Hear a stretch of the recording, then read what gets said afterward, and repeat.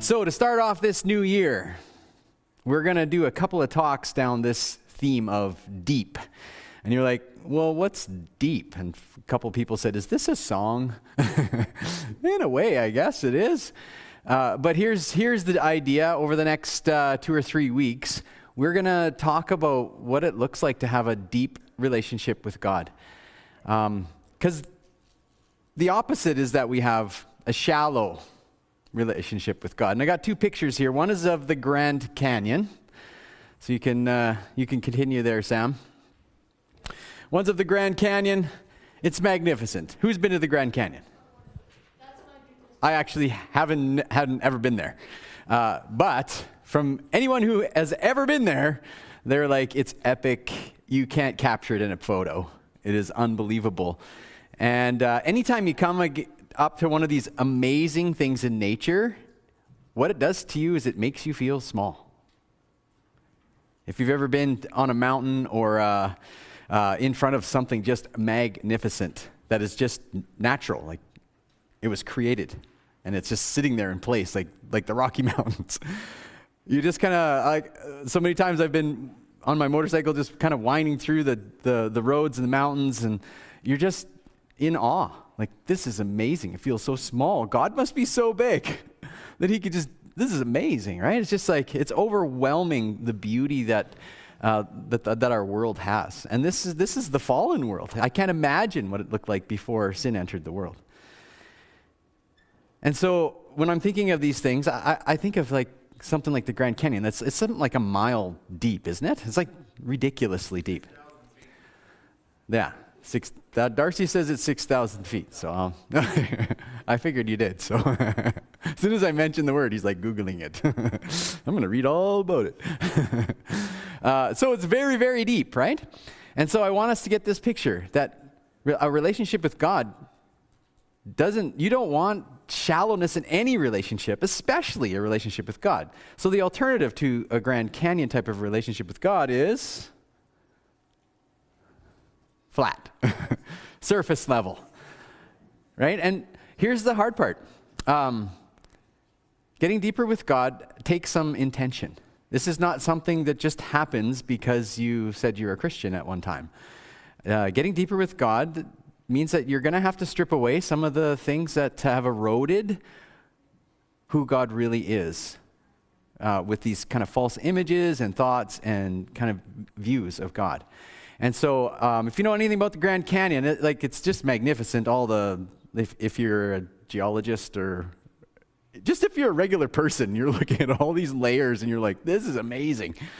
But they are rivers at the bottom, right? And you see how much erosion has happened. That's one of the things that happens in our relationship with God as the longer that we live, is that we are bombarded by false images and false whatever of God, like lots of different theologies, lots of different opinions, and some that they've kind of crept in. And so today's talk, I want to talk about we're just going to kind of hit the surface, I was going to say. That's kind of weird for deep. But we're going to start with something that's fairly simple, and we're going to get into one of the Psalms. It's Psalm 77. And one of the things that I appreciate about the Psalms so much is the Psalms teach us how to interact in a relationship with this incredible God.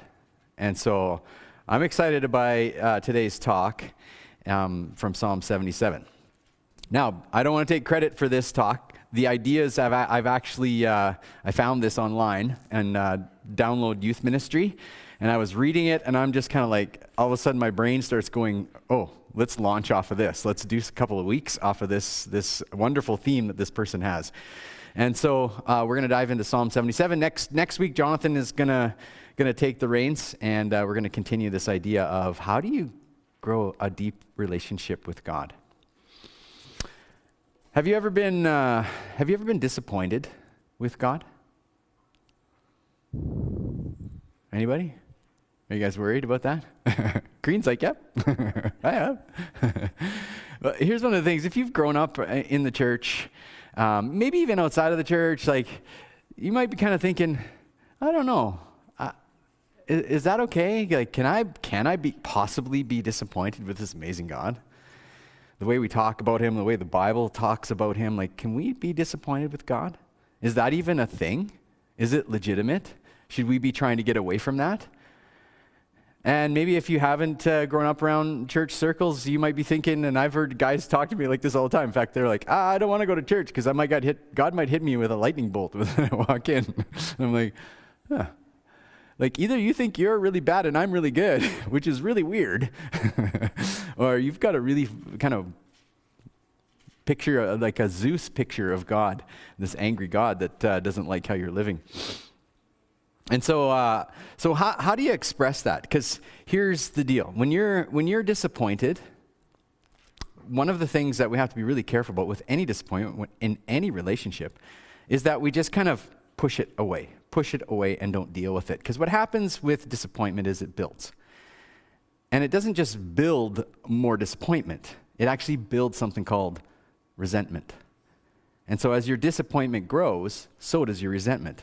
The crazy thing is that a lot of the resentment can remain hidden, especially if you're suppressing your disappointment. And so we know that with relationships with other people, the more and more that you're disappointed and you know we're not having those conversations with each other in a loving way, the more that resentment starts to grow and set in. And then suddenly it can't stay hidden forever. Suddenly it's got to come out. And here's kind of where I want to go today. If you pretend like you're not disappointed with God, and you shove it away and you say all these nice little cliche statements that we have as Christians, it's not even that they're untrue, it's that they're not helpful when you're truly disappointed and are having a hard time in your life or with God. And so here's one of the things I think we're not taught this in church, but I think somehow we kind of take this away sometimes, is that we have to be really polite with God. Now, God is amazing, big, awesome, incredible. And so we're not belligerent towards God. Like that's kind of crazy. But here's the deal. If you do have disappointment with God and you're hiding that, then you're just being polite to God. Which is really strange because God can see through it all. And I don't think that God is going like, oh, I'm so glad you're being polite by lying to me. Because you can't really lie to God, can you? Like you can tell him stuff, but he knows the truth. And so here's one of the great things about the Psalms. The Psalms teach us how to be honest with God. Yeah, really honest. That sometimes we have a hard time with some of the things that the psalmists say because we're trying to go like, oh, this person is expressing some pretty crazy stuff. Sometimes even like, whoa, that seems horribly violent, or this seems... But the psalmists are expressing true feelings. They are telling God how they actually feel. This is really, really important. If you want to get a deep relationship with someone, you can't pretend you're not disappointed when you're disappointed. You can't pretend in a relationship that you want to go deep. It's not going to last. It's going to stay surface level. And at some point, that disappointment is going to boil over in the form of resentment, and you'll start resenting that person. The same thing with God. You'll start resenting him. And you'll cover it over with all these nice Christian sayings. But in your heart's going to grow cold to God. And so I want us to start with this. If we want to start on this kind of track, if you want a deep relationship with God, you need to be honest with God about how you feel. All right. So just personally, I want to bring this down so I'm not just kind of, you guys are just kind of like, oh, okay. So I'll be open and honest with you guys. I don't even know how many times. I've had so much disappointment with God in my life when things didn't go the way I thought. When I thought God was leading me in a certain direction and then it just didn't go. And I'm like, what? There's been times in my life where I felt God abandoned me. But I was never taught how to express those things to God. I was never given this ability to you need to express those feelings to God. And the Psalms are beautiful for this. Some of them are so raw. In fact, most of these types of Psalms where the psalmist is pouring out his heart to God is uncomfortable for me because I'm like, I don't want to say that to God. That seems like, whoa. But what it's teaching us is be honest with God. So this is Psalm 77. It's written by Asaph, and he's going to dig down deep, and he's going to teach us how to express our disappointment with God. I cry out to God. Yes, I shout. Shout, wow. Oh, that God would listen to me. When I was in deep trouble, I searched for the Lord. All night long I prayed, with hands lifted toward heaven, but my soul was not comforted.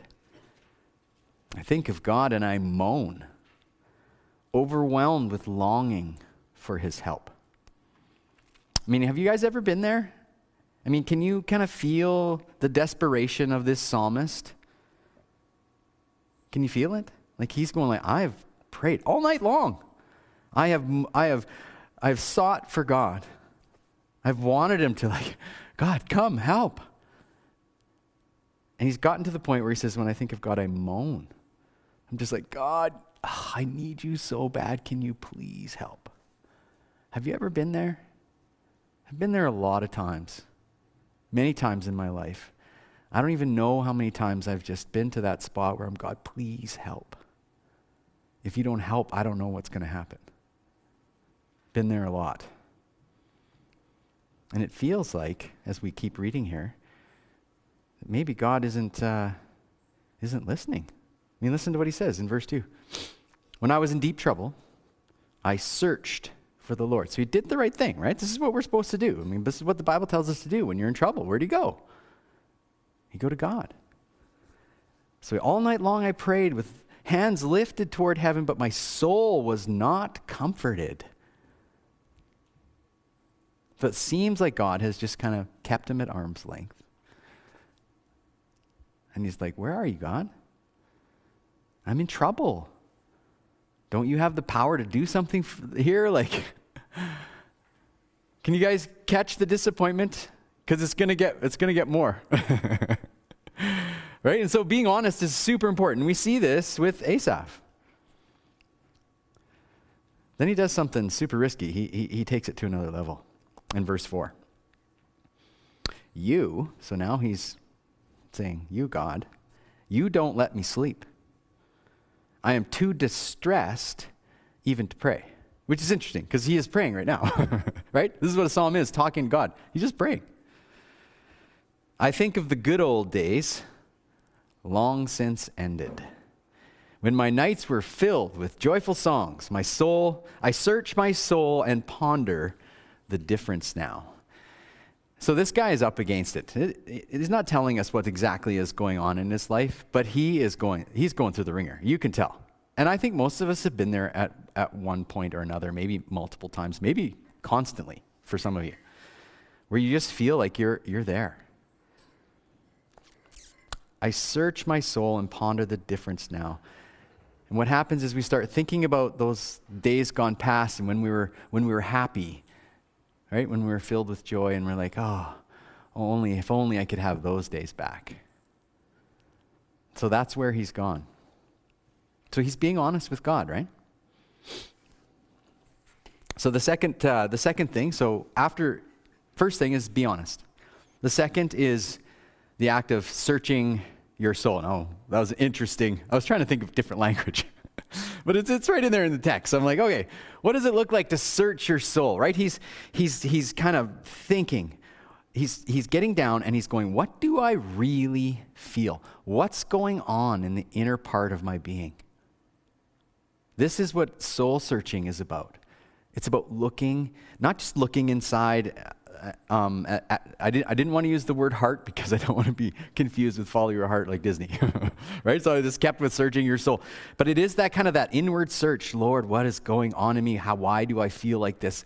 And actually acknowledging and being honest about the feelings that you have is what I think soul searching is. And because this is how he kind of moves on to explaining. It's like this soul searching is actually going to bring up some even deeper disappointment. So this is where he goes in verse 7. Has the Lord rejected me forever? Right? That's a pretty good, big statement. Forever? Wow. Going to extremes now. Will he never be kind to me again? Is his unfailing love gone forever? But not only does he feel like God is just kind of ignoring him or even abandoning him, now he's like, does God even love me? Like, this is where he's at. This is deep. Have his promises permanently failed? This is uncomfortable for me a little bit. I'm like, can I say that to God? But again, he's not pointing the finger at God and charging him against those things. You did this. You failed. He's not saying that. He's asking the question because that's how he honestly feels, and he's asking it to the right person. He's asking it to God. Has God forgotten to be gracious? Has he slammed the door on compassion? You know, Asaph, why don't you tell us how you really feel, right? Wow. This is something that's super important for us, you guys, to understand what's going on inside and express that to God. God is big. His feelings don't get hurt, right? No, he's not like us. We're like him, but he's not like us. His feelings don't get hurt when we're honest with him, when we tell him we're disappointed. Because here's the deal. If you were never disappointed with God, like he just met all of your expectations, wouldn't you be God? Right? If there's a God who thinks differently than us, who sees things differently than us, who is just like above all and over all and is just like all-knowing and all-powerful, shouldn't we, like just logically, shouldn't we who are not any of those things be frustrated sometimes and disappointed? Because we can't see, we can't understand like him. I think it's pretty natural.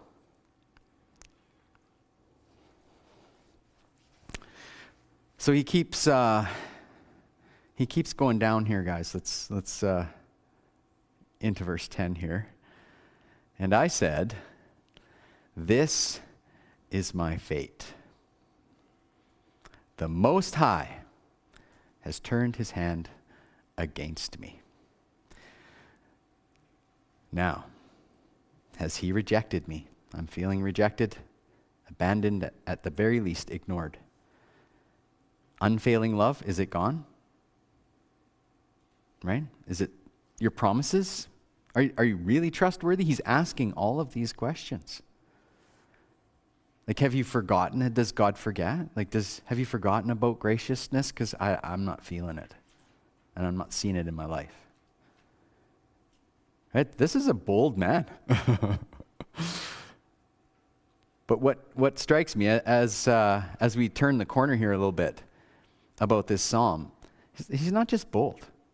This is a man who has a deep relationship with God. He is able to express these things because he knows that God knows anyway. You can't pretend that he doesn't know those things. You can't lie to him about how you feel. Like, that doesn't do you any good. And so he's brutally honest with a big and powerful God who is loving this. He loved it so much, it made the Bible. That's how much God loved this conversation he had with Asaph.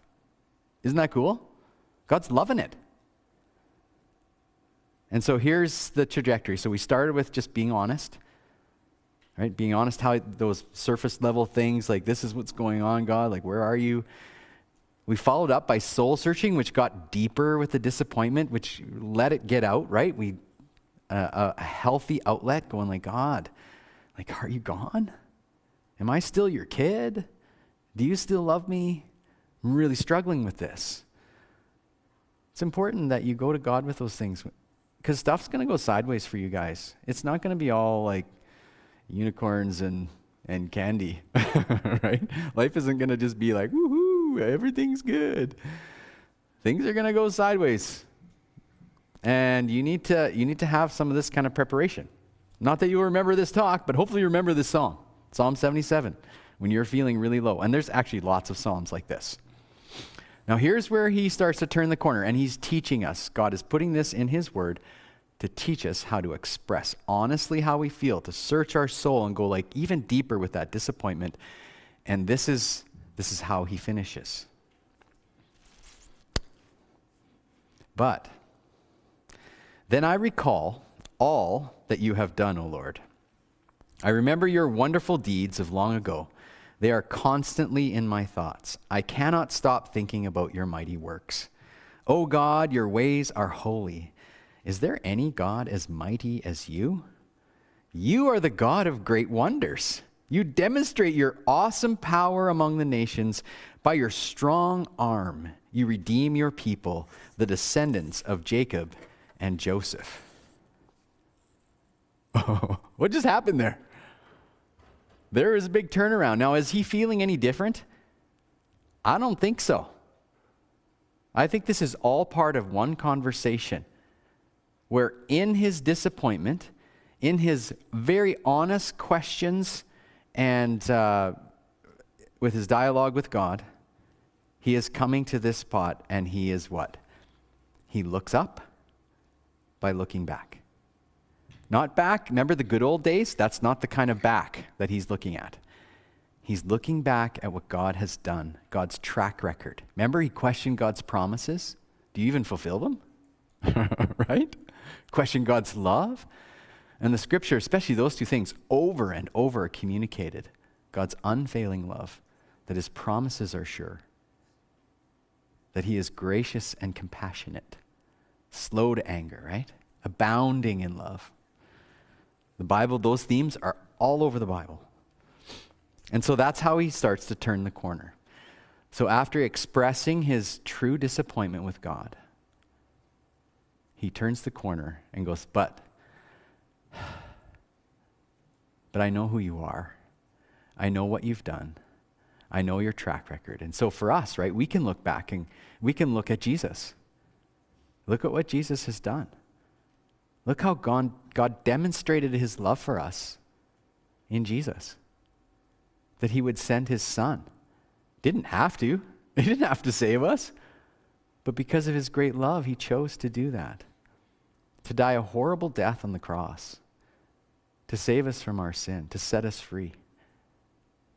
And so we can start recounting those things as well. Like this is what the psalmist, this is his history, right? He's a Jew. And he's looking back at God's history. We can use this as well. By your strong arm, you redeemed your people, the descendants of Jacob. Right? So he's going like, God is strong. God is powerful. He's thinking of a specific incident. He's like, yes, I know that happened. I know that that's true. I know what you did. And I know why. They were up in a desperate situation, backs against the wall, Egyptian army coming towards them, cliffs on both sides, Red Sea, and the Egyptian army is coming to do some damage. And so Israel cries out to God, and God parts the Red Sea. Are you kidding me? He parts the Red Sea so that the Israelites walk across on dry land, which is mind-blowing. God did that?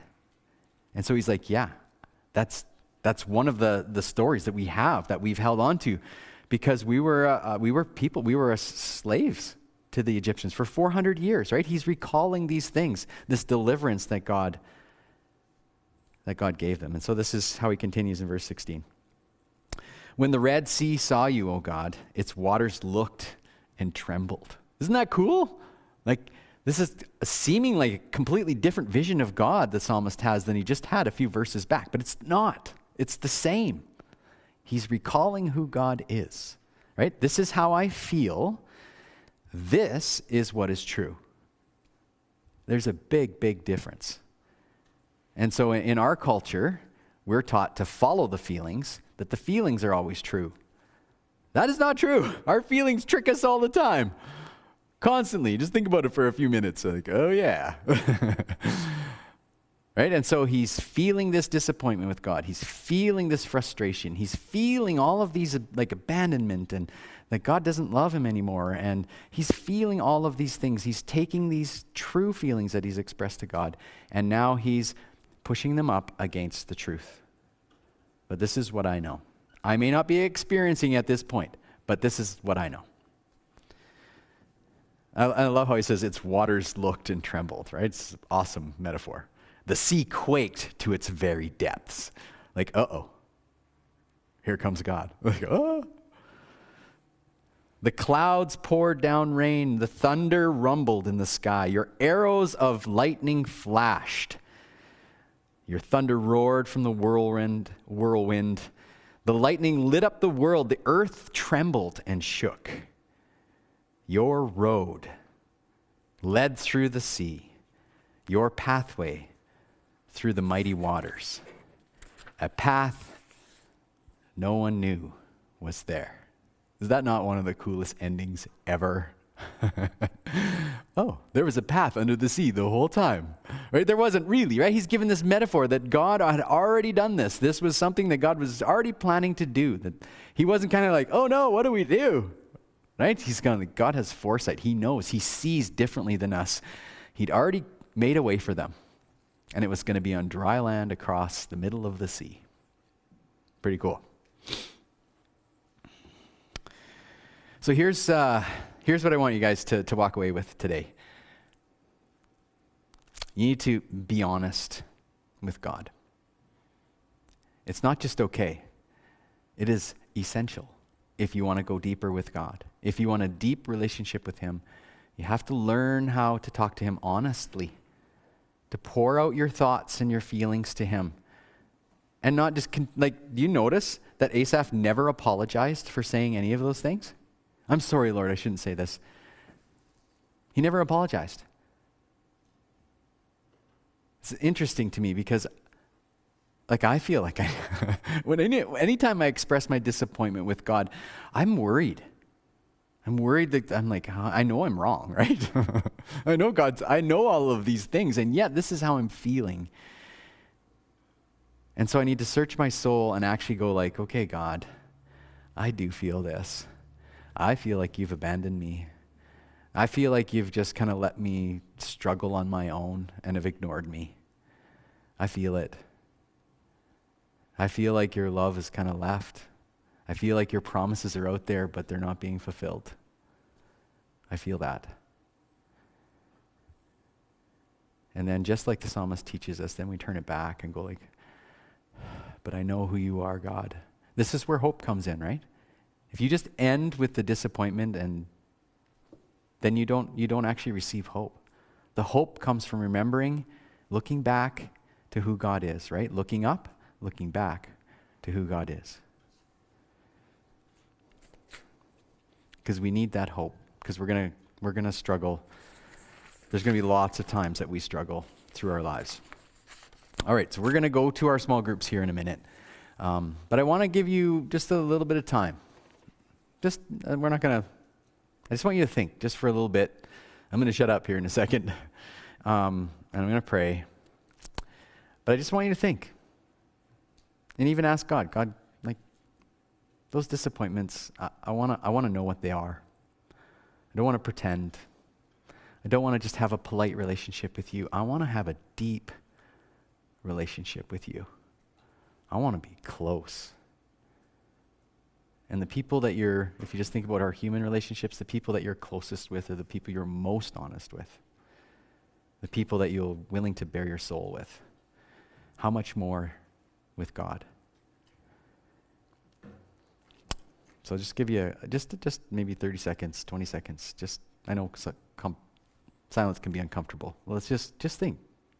Is there some area that you're disappointed with God?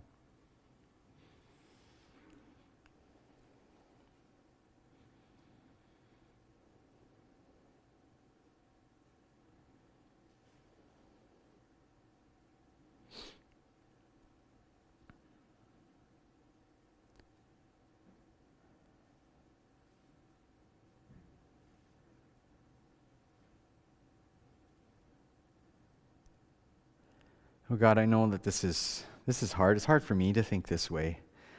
But I want to learn, and I want my friends here all to learn this too. How important it is to be honest about how we really feel and to express that to you. It wouldn't be in your word like it is if you weren't enjoying this. This is deep relationship, and we want it. We want to go deeper with you. We want to have that deep connection, that deep relationship with you. We don't want to just be surface level and a bunch of nice sayings. We actually want to know you at a deeper level. And so, Lord, as we talk about this idea of getting into a deeper relationship with you over the next few weeks, Lord, I pray that our relationships with you would deepen, that we would be able to do these things as we learn from your word and how to talk to you and how to express ourselves honestly to you. And it's not always bad. Sometimes it's awesome, right? I'm just so thankful for that, Lord. But Lord, teach us how to do this. We want to go closer to you. I pray for good discussions and just the opportunity for honesty in our small group time.